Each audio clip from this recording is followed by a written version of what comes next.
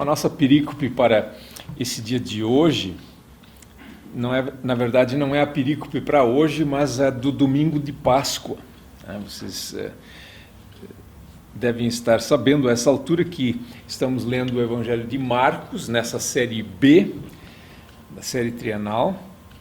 E o texto, então, é Marcos capítulo 16, versículos 1 a 8.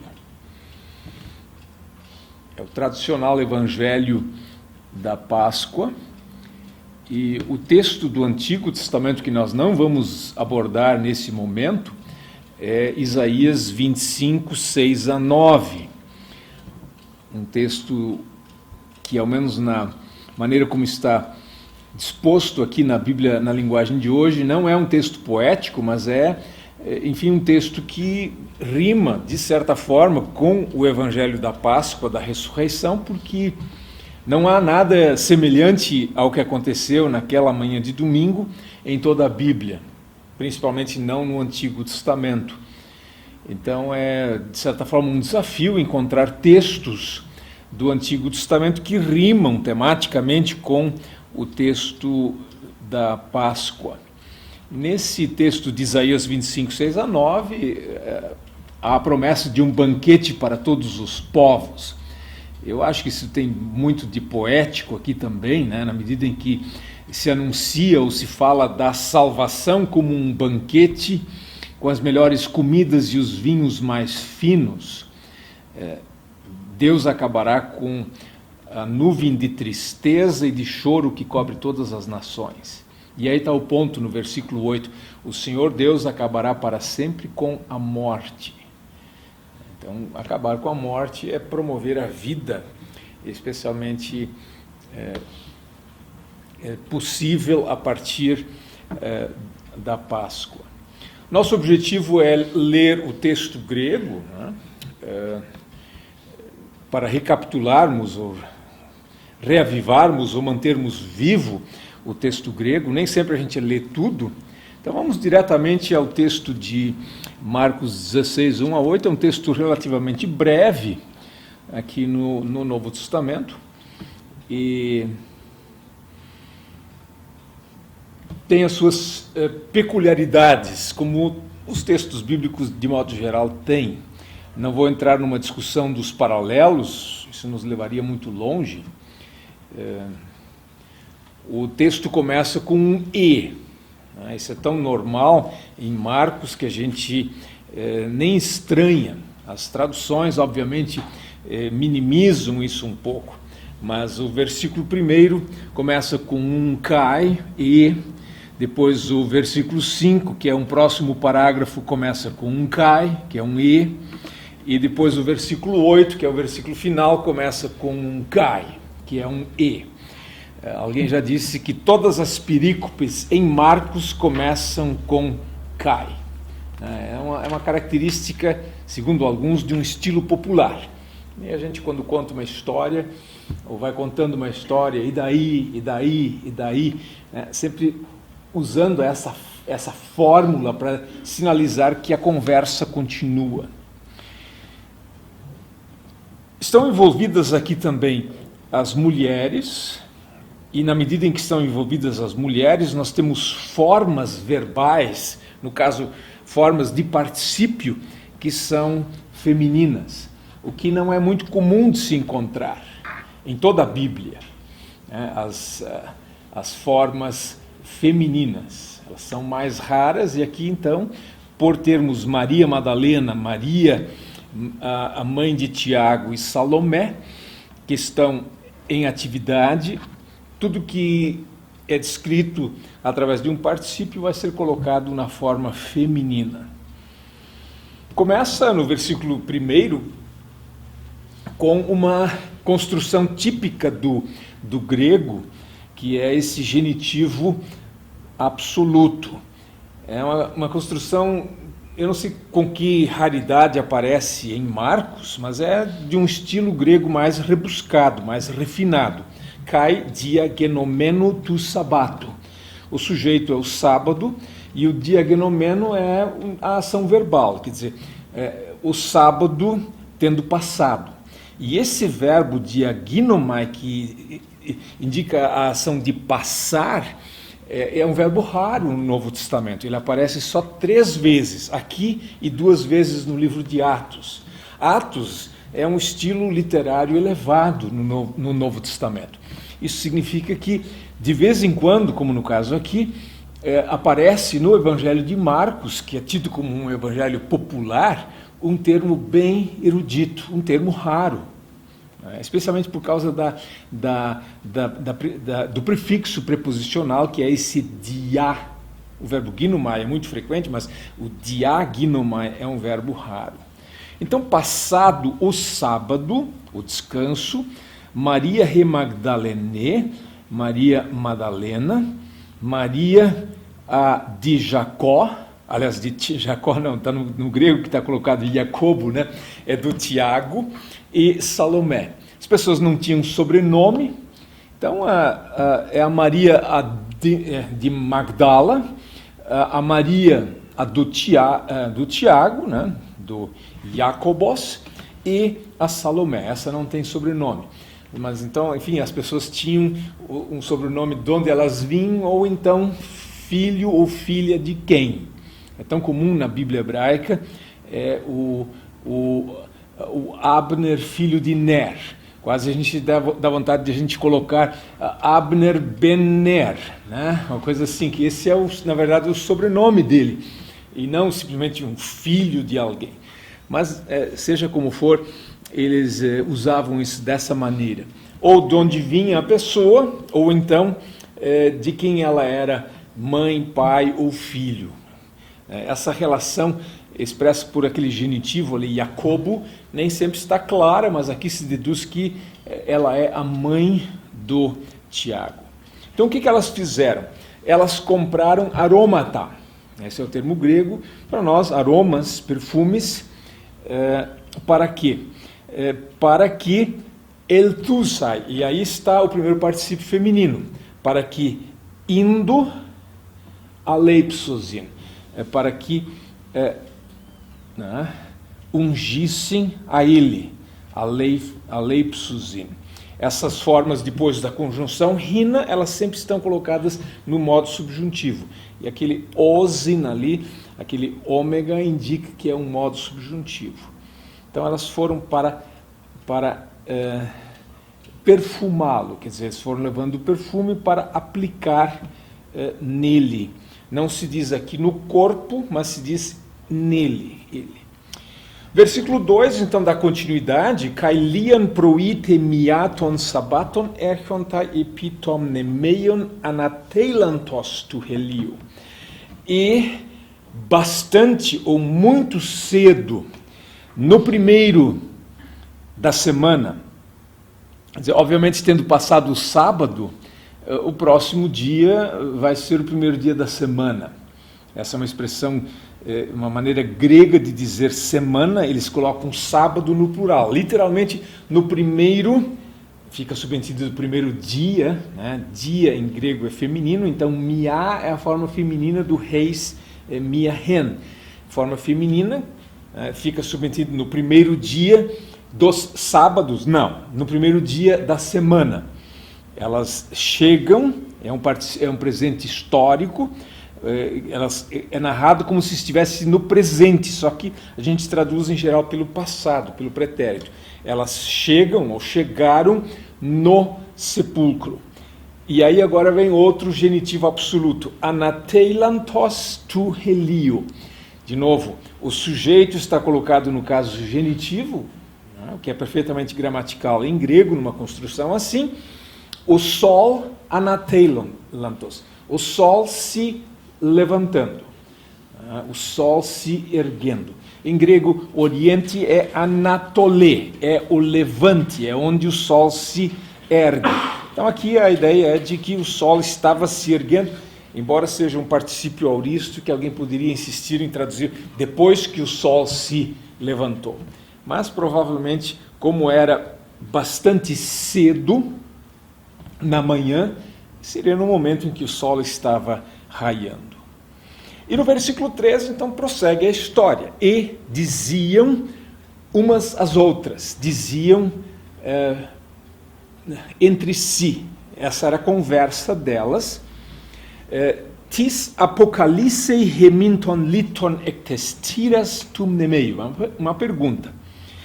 Quem removerá para nós a pedra da porta ou da entrada do túmulo?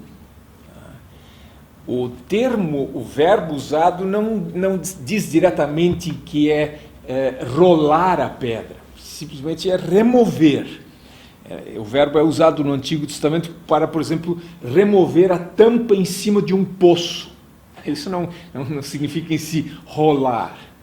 Hoje há uma discussão sobre que tipo de fechadura ou de porta ou de tampa se colocava nos túmulos no tempo de Jesus. Normalmente se pensa em termos de uma roda, de uma pedra na forma de uma roda que você podia rolar. E inclusive, há evidência arqueológica nesse sentido. Mas também tem quem defenda a ideia de que eles simplesmente colocavam, como nós colocamos, uma espécie de uma tampa que se empurrava para dentro. Qualquer que fosse a possibilidade ou a alternativa, uma roda que entra dentro de um sulco e fecha, ou então tipo uma rolha que se coloca em cima de um buraco, haveria uma natural dificuldade para as mulheres, até mesmo para homens, para remover isso. Esse é o problema com que elas se deparam, né? Mas, no versículo 4, vem agora a surpresa. Kai anablepsazai teurusin hoti apokekylestai holitos, engar megas sfodra. De novo, um particípio feminino. Anablepsazai. Essa terminação em ai é uma forma feminina e é plural, né? Erguendo os olhos, olhando para cima, né? Erguendo o olhar, levantando os olhos. Isso em português, levantando, sempre vai ser ambíguo. A gente não sabe quantas pessoas são envolvidas, se é singular, se é plural. O grego tem essa peculiaridade, ele consegue colocar tanto no singular como no plural e indicar o gênero. Você sabe pela forma do particípio se é feminino, masculino, singular ou plural ou neutro. Se bem que às vezes o neutro é idêntico ao masculino. Então, erguendo os olhos, veem, percebem que a pedra, o litos, não é uma rocha, litos é uma pedra que está solta, né? Mas não se diz aqui o tamanho, que ela estava apokekilistai. É o mesmo verbo usado antes, só que ele está agora na forma do perfeito, né? Que esse perfeito tem essa nuance de ser uma pedra que havia sido removida e continuava naquela posição de pedra removida. E então vem uma frase explicativa que está, por assim dizer, deslocada. Pois era grande muito. Obviamente que a referência é a pedra, né? A pedra era muito grande. Mas o fato dela ser removida, ter sido removida e ser uma pedra grande não tem em si relação. Essa é uma frase que vem fora da sequência temporal. Ela aparece no final do versículo, mas a rigor ela modifica a preocupação das mulheres. Quem vai nos remover a pedra? Por que elas tinham essa preocupação? Porque a pedra era grande, né? Então essa frasezinha ela está deslocada. E é difícil expressar isso através de uma tradução. Se você traduzir assim ao pé da letra, fica difícil. A Bíblia, na linguagem de hoje, antecipa essa frase. Elas diziam isso porque a pedra era muito grande, mas quando olharam, viram que ela já havia sido tirada. Numa tradução formal, tipo Almeida, você não consegue... Consegue, sim. Aqui e ali a gente pode fazer, mas é preferível não antecipar uma frase dessas, especialmente num texto conhecido. Então, uma opção que se pode utilizar colocar uma espécie de um adendo, assim, é que a pedra era muito grande. tipo assim, um parêntese ou quase como uma nota de rodapé. Enfim, isso é o que está escrito aqui. Começa o novo parágrafo no versículo 5. Kai eis eltusai. Tá?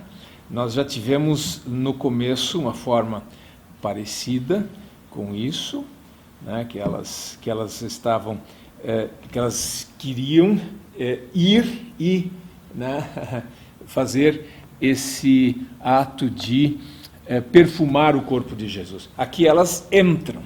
Então, ao entrarem, ou entrando no túmulo, viram neaniskon katemenon, um jovem sentado entois dexiois, literalmente nas direitas, mas em grego se coloca no plural para dizer que é do lado direito, e ele estava peribeblemenon, stolen leuken, ele estava vestido ou enrolado, por assim dizer, né, uma maneira de dizer que a pessoa tinha algo em volta de si, ou em torno de si, no caso uma roupa, e não era uma estola, mas embora seja aqui stolen, né, era um manto branco que está caracterizando esse jovem. E o que aconteceu? Bom, elas exetambetesam, de novo uma forma bastante rara. Ela ocorre esse verbo aparece só 4 vezes no Novo Testamento grego. A nossa tradução de Almeida diz que elas ficaram com medo, ficaram atemorizadas, mas é possível traduzir também por assustadas. É o que faz a Bíblia na linguagem de hoje. Dependendo de como se traduz esse final do versículo 5, você vai ter que ser coerente na tradução do versículo 6, porque esse jovem, né, Rodé, e ele diz para elas: não vos atemorizeis ou não fiquem assustadas. A Bíblia, na linguagem de hoje, optou pelo significado de assustar. Não se assustem. E como vocês bem lembram, em grego, se você tem uma forma de imperativo, a negação vai ser aquele me, com o eta. Me ectambeiste. Não se assustem ou não fiquem atemorizadas. E aí agora vem o relato. Né? Iesun zeteite, a Jesus vocês procuram, o Nazareno, o crucificado. De novo, ton estauromenon, essa é uma forma de particípio do perfeito, que dá a ideia de que, se alguém quiser insistir nisso, de que ele foi crucificado e essa crucificação faz parte da sua biografia. E agora, então, vem a mensagem da ressurreição. Egerte, ou seja, ressuscitou ou foi ressuscitado, não está aqui. Ressuscitado, né, foi ressuscitado, não está aqui. Vede o lugar onde puseram a ele, onde o puseram. É o final do versículo 6.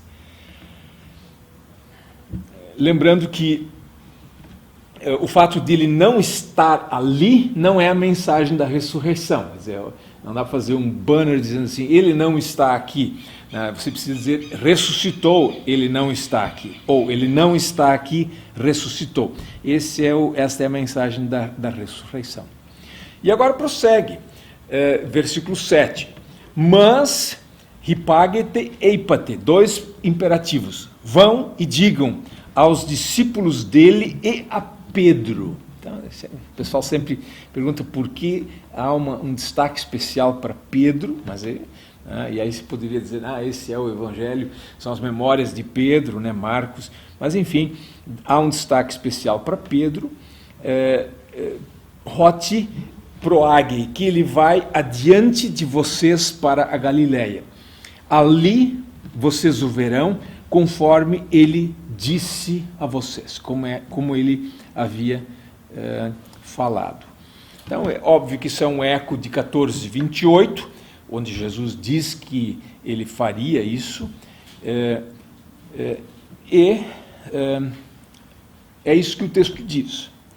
E conclui com o versículo 8, kai ex eltusai, quer dizer, elas tinham o propósito de ir, está lá no versículo 1, no versículo 5 elas entram, exceltusai, e agora no versículo 8 elas saem, kai exceltusai, e saindo elas, fugiram do túmulo. Por quê? Pois eichen autas, tinha a elas tromos kai êxtasis,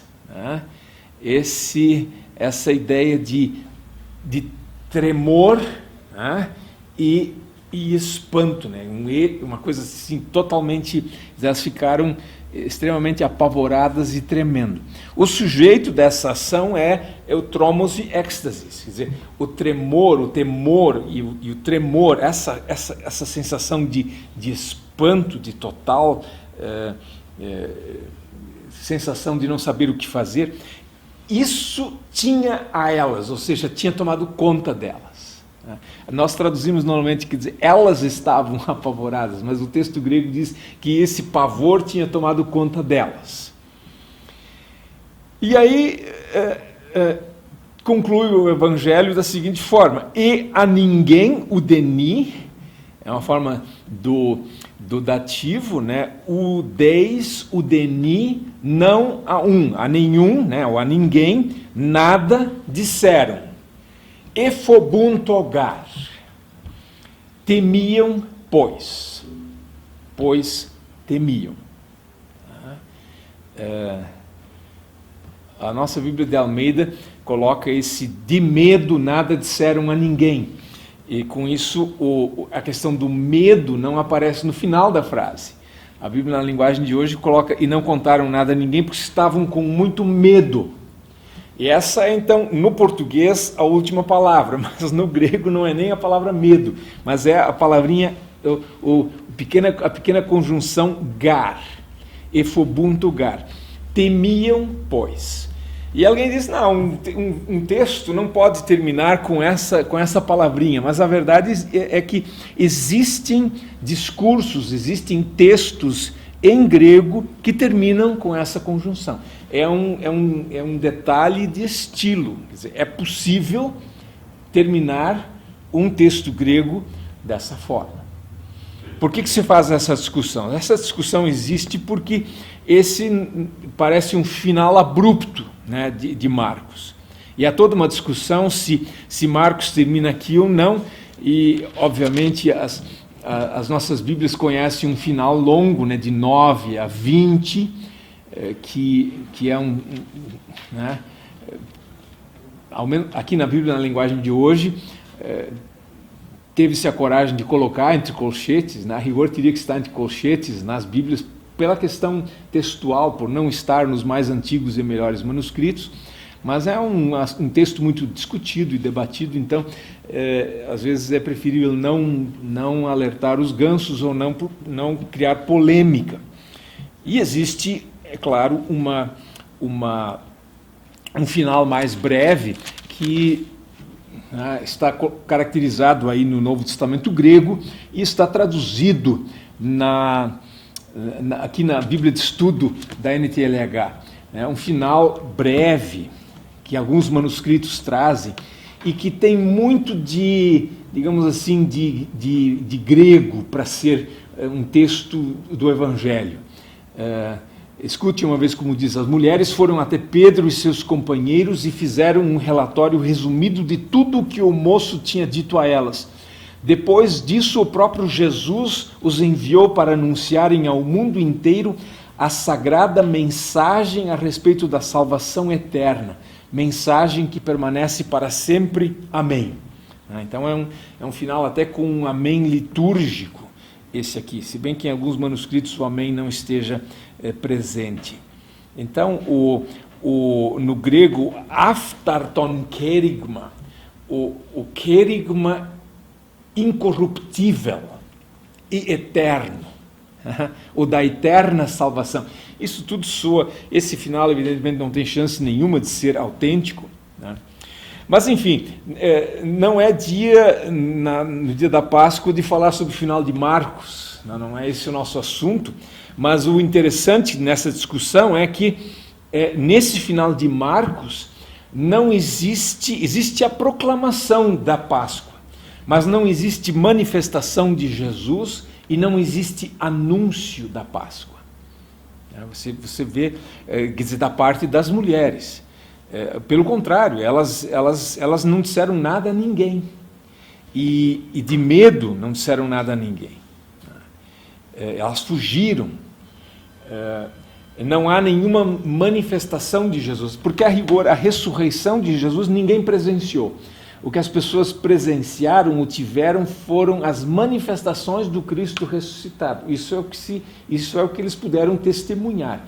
Claro, eles viram o túmulo com a pedra removida, eles entraram, não encontraram nada, ou ninguém, ou embora em João diga que encontraram, evidentemente, os lençóis e o pano que estava sobre a cabeça de Jesus, dobrado, né, com todo cuidado, indicando que não foi simplesmente alguém que levou alguma coisa embora e deixou cair, não, foi um ato bem cuidadoso. Mas aqui em Marcos não temos nada disso, não temos a manifestação de Jesus, apenas o moço, o anjo, anunciando, ou pedindo que eles se desloquem para a Galileia, onde veriam Jesus.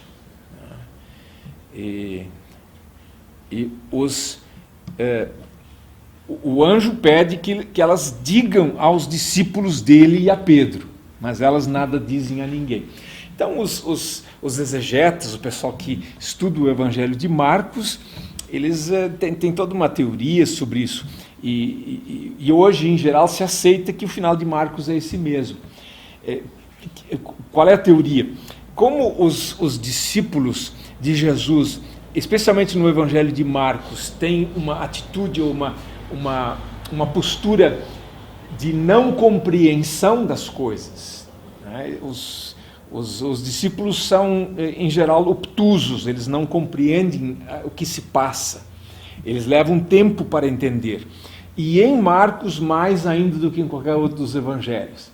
Quer dizer, esse espanto deles, o que afinal está acontecendo, essa atitude é bem comum, ou mais comum em Marcos do que em Mateus e Lucas. Então os teóricos, os exegetas dizem que esses apóstolos, esses discípulos que se mostraram tão atrapalhados ao longo do ministério de Jesus, eles nem mereciam receber a notícia da ressurreição. Claro que essa foi uma decisão, não é uma decisão do evangelista, mas segundo o relato aqui, foram as mulheres que decidiram fazer isso dessa forma. E é assim que termina esse evangelho. Os outros evangelhos, evidentemente, têm uma continuação da história.